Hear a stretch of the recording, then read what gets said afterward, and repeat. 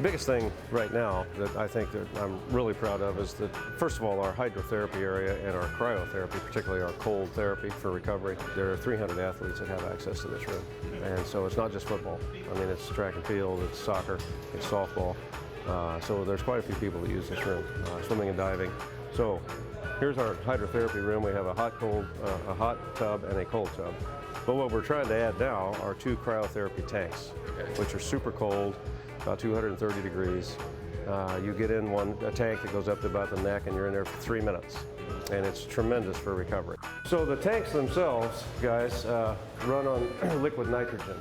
And the liquid nitrogen tanks that we'll bring in to hook up to the units themselves bleed nitrogen off into the air, kind of a natural thing. You know, it's just a much more efficient way to recover. 3 minutes in the cryotherapy chamber versus 10 to 12 minutes in the cold tub. It's going to be much more efficient for all of our student athletes. And of course, we still have our SwimX pool that I use a lot. And right now we're using it because the hot tub is closed, you know, for 8 hours a day for the construction. So we turned the temperature up on the SwimX to make it a little bit more like a hot tub. Initially, for the first 24 hours afterwards, we really like to use cold. I think that's an excellent way for them to recover. And we do some other things in addition to the cold tub. One of the other things that we have that I know a lot of other folks don't, and I'm really glad that we do, is this a treadmill called an Alter G. Alter Gravity is what this is for. So this works, it's really pretty cool. You put on a special pair of shorts, and you get into the middle, and you zip yourself into that chamber right there. And you stand on the treadmill. The treadmill will weigh you. And then I decide, or a clinician, not just me, but any of our staff can decide at what % do we want that athlete to exercise of their body weight. 80% of their body weight, 50% of their body weight, full body weight, whatever we decide. We'll enter that into the computer there on the front, and it will it'll inflate, the whole chamber inflates, and it will lift the student athlete up off the treadmill to the percentage that we've asked it to, 80%. Let's say I get in there and I weigh 200 pounds, and I want to exercise at 80%. It's going to effectively make me 160 pounds.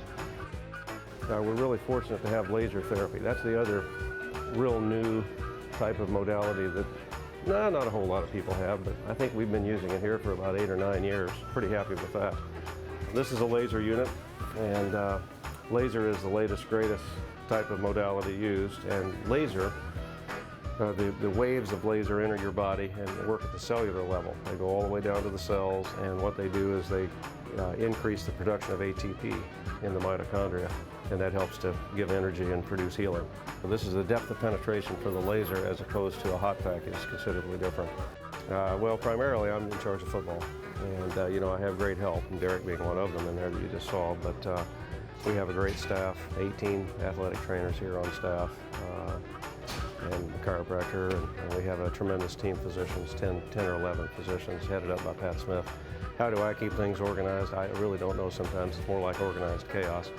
For me, guys, it's all about trying to be efficient with the athlete's time because they have so many other things, so many other obligations. So I'll show you our board out here for football.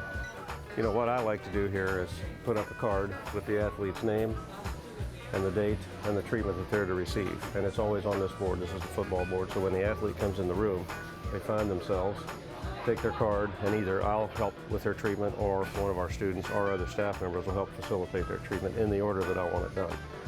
It takes some time for me to write up the cards, but I think it's a good way to, first of all, I try to do it when it's quiet, which is difficult to find that kind of time, so it's early in the morning typically.